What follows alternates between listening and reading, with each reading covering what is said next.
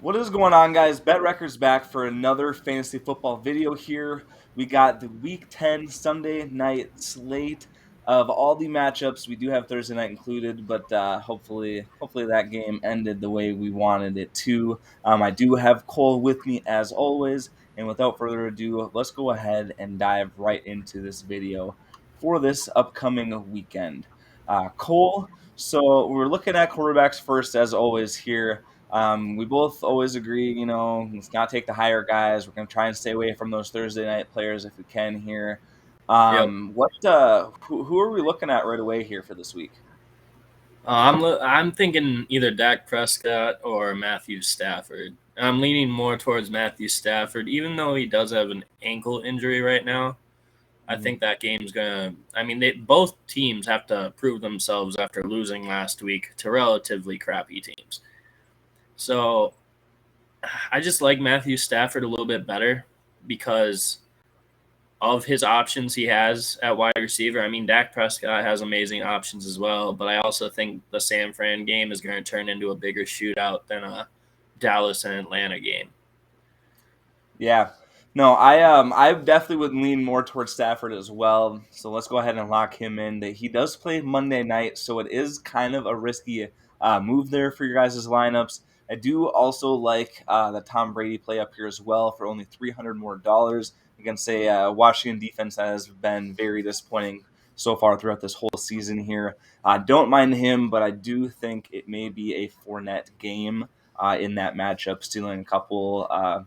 Pair or two of those rushing touchdowns. So another good consideration there if you don't want to lock in a Monday night player. Let's go ahead and move to the running back section here. We got Najee Harris and Jonathan Taylor, the top two running backs now on the board. McCaffrey is coming back this week. Will he be 100%? That is the question. Cole, we're going to start with you again here for this one. Where are we thinking? Honestly, I mean, Najee Harris against Detroit's kind of insane. That's kind of a easy pick if you want to spend that much. But I like Eckler against Minnesota because the Minnesota defense is just crap against the run.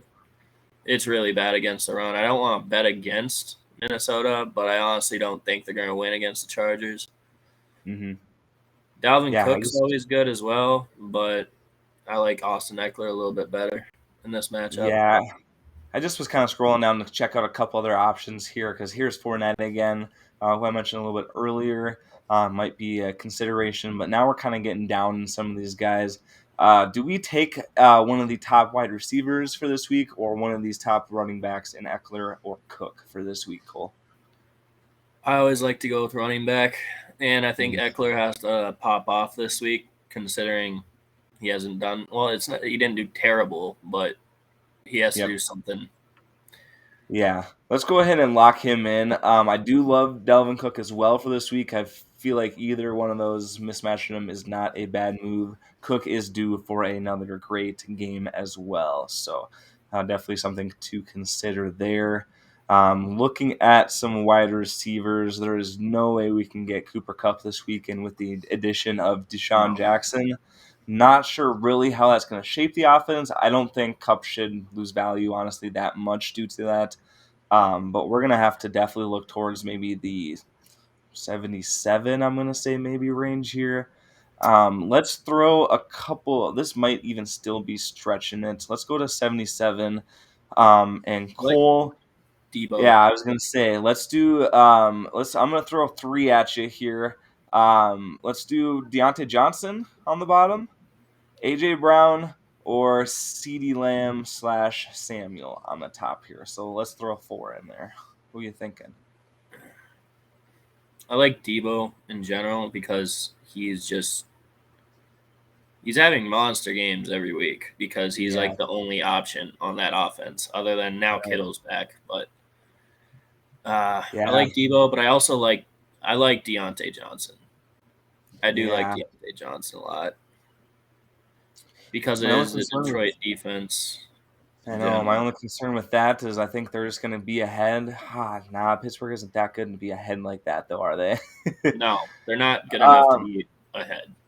no, because that's why I'm kind of leaning either Lamb or Brown, just due to, yes, now we have Kelsey back in San Francisco, and Samuel's playing against the Rams. I mean, they time and time again just proved to have a good passing defense. And with Samuel as the only, besides Brandon Ayuk, would be the only other guy out there. Besides him, Samuel's the only guy, and then the addition of Kittle. So I feel like the Rams might kind of suppress that a little bit too much. I'm going to go ahead and grab Lamb to kind of continue this one off because they are against Atlanta. He is still Yeah. averaging almost 14 points per game. I don't think Samuel would be a bad pick either, though, in this scenario. Let's go ahead and sneak down to the defense. We may have to just grab the Bills and kind of move some prices around later. They're playing against the Jets time and time again. I mean, how did Buffalo do last week? Let's see. Yeah, They 8 and got 12 the past 2 weeks. they lost to And the Jaguars last week. right, they did lose, but again, that was more of the offensive thing at that point. So Yeah. let's just see if there's maybe another matchup we like, because I do like the Colts in this case as well for just $200 cheaper. We could try the Cardinals, the Cardinals against a Carolina offense with the new addition of Cam Newton. Not sure how that is going to go for them. What do you think, Cole? I like the Colts. The defense has proved itself within the last few weeks. It's a little Yeah. bit cheaper than Buffalo. Yeah, almost 8 points per game on their defense as well. Let's go ahead and snag them. Lawrence is due for at least an interception, plus probably a couple pairs of sacks as well. So I do Most like that. definitely. Yeah, definitely. Let's take a look at a second wide receiver here, Cole. Yeah, we should Let's definitely look a towards bit. this. Go ahead. Well, honestly, I know we don't want to necessarily go for the wide receivers this week for the Thursday night game, but Mm-hmm. I mean, Waddle is their only option right now in That's Miami. true. He is literally their only option, and he was up a little bit more. Yeah. Was he? Wow, I'm kind of surprised. 6,600. That is very true. I do like that. And just honestly, just seeing Renfro down here against Kansas City at home with even a cheaper salary, I'm honestly just gonna click that and plug him in. That's fair. He is the clear number one. Edwards has been working as that wide receiver too for that offense, but at the end of the day. Renfro has been the one that's been picking it up ever since Ruggs has left. So I'm going to kind of just jump in and grab him because I do like him a lot. I'm You can pick surprised that next week. Jarvis Landry is that high. Yeah, me too. But like I said earlier, actually, before we started this, with OBJ, taking the ship elsewhere, Laundry is now the number one guy down there. So He was the he number may. one guy last week too, though, and he didn't do That's true. anything.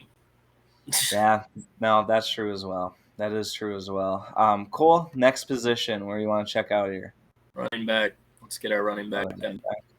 All right, let's snag another running back, and then we'll definitely have to look at some tight ends here. Yeah, Got let's two go down remaining. to 6,500, I think. Yeah, I do love James Conner this week. Kyler Murray is still struggling with his injury currently. Colt McCoy may start again for this week. We saw Edmonds is injured as well. James Conner is the only guy that can run the ball at this point. And what So I about mean, even against a Carolina defense that it looks like they are doing good against the run, he is the only one that is able to run the ball on that offense. So I don't think that is a bad snag there. Here's about that 6,500 mark, Cole. I'm thinking Tony Pollard, because isn't Ezekiel Elliott out this week because he got injured last week, I'm pretty sure, with some sort of contusion, I think it was. Let's take a look here. Elliott may need to upgrade to a full prediction Friday. So yeah, we would just have to. It would just be something to monitor here. It looks like he was limited this week, so they could do a 50-50 split. I don't Okay. I really thought he was like going to him be with out. that That's why I one. was thinking. That's what I was thinking. Yeah, Nope. If he's Makes not sense. out, then I wouldn't do it. Mm-hmm. I like the James Conner pick then, frankly. Yeah. That's kind of what I'm thinking as well. Josh Jacobs may be a good option. I just want to take a peek down here. If we can steal someone, that is underutilized, Gaskin, I don't think may be a bad option. He's been getting a lot of passing work, but we are, again, staying away from them. We could grab AP down here, Cole. But they are Against the playing New against Orleans the defense, Saints. no. Yeah, obviously, you can see number one rushing defense in the league. AP, we still don't really know his place. He should be the lead back in a couple weeks here. So, yeah, let's see if we can't sneak James Conner in here. He is a little bit more than our average should be, but we do have these three positions left, so maybe we can get some value at tight end or something as well. So, Yeah. let's go ahead and move there next while we're speaking about that one, because they do tend to be a little cheaper too. Even Kittle, you can see, is only 6,500. Mike Gesicki as well with Tua out for this Thursday night's game. You're obviously looking at this now, so you guys can let me know in the comments if he did good or not. But he should have a good game. What are we thinking down here, Cole, for these kind of guys? I like Goddard, considering he's like the only option there, really, at tight end that's decent. And Philadelphia is not the best at passing the ball, though. I mean, Schultz Yep. isn't a bad option either, though. All right, Cole. Goddard or Knox? Up to you. Knox. Knox is back this week. I'd say Knox, yeah. And that's what I'm thinking too. He's bound for a big stat game. He sounded like he's fully healthy. There's not even a questionable here anymore either.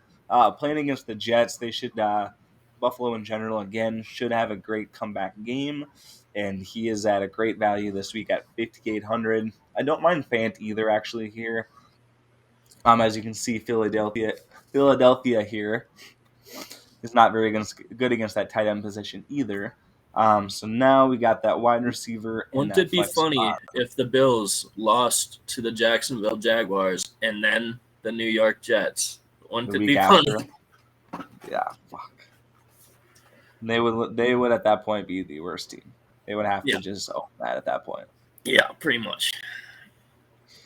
What range think we should look here? Do you think we should look for a flex call and then come back to this position and see what we got for remaining salary left there? What do you think?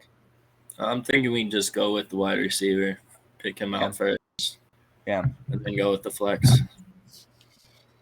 We got Tim Patrick right behind Sutton for Denver.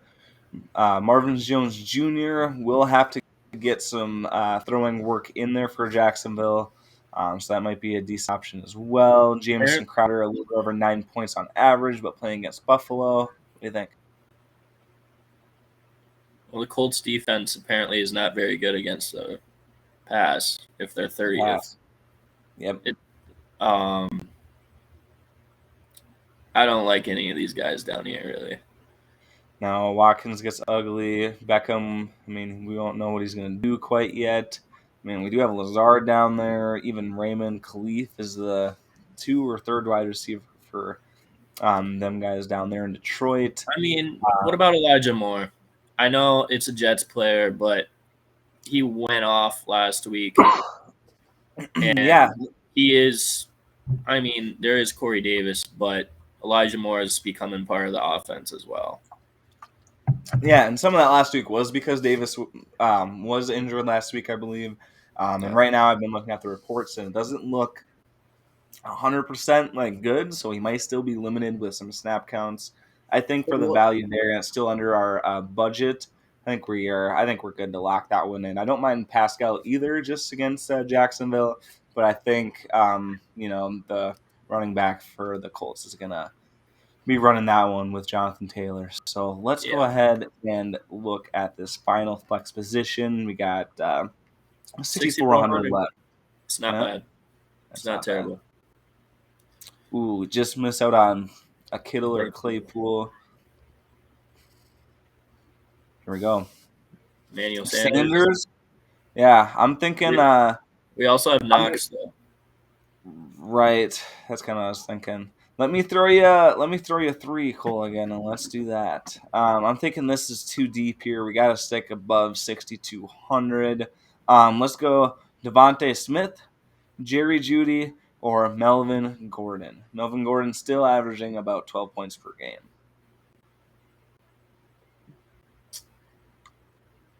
It's against Jeudy, Smith, Gordon. Gordon, I guess. Gordon.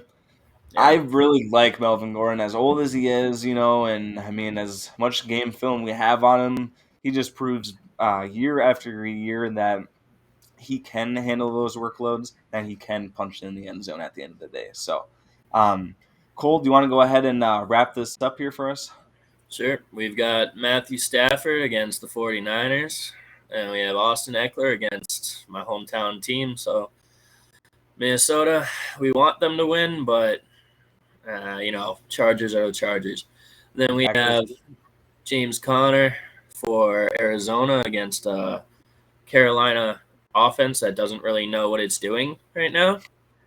We have CeeDee Lamb in potentially a huge comeback game from last week. Hunter Renfrow, number one. Darren Waller and Hunter Renfrow are number one in Las Vegas, but Renfrow for sure. Elijah Moore, who did phenomenal last week with Corey Davis out, but I think he has still established himself as a part of the offense. Dawson Knox, coming back from injury, was one of the top tight ends before he got hurt, and I'm pretty sure he'll continue to be. And then Melvin Gordon, which is kind of, I'd say, probably our worst pick in a way, just because, I mean, he's been really inconsistent this year, but he's still decent. Then we have the Colts against Jacksonville, who, like Trenton said, I think Trevor Lawrence is in for a few hits this week. Yep. He is definitely due for a pair of sacks and a pair of interceptions as well. So, well, that is it that we got for this week here. Thanks for tuning in as always. Make sure you guys are subscribed to this channel for football content all season long. Make sure you guys check out our Instagram right down here below as well to follow for NFL and fantasy news all season long, all day long. Thanks to Cole for joining me as always, and we'll see you guys in the next one. Peace out. Peace.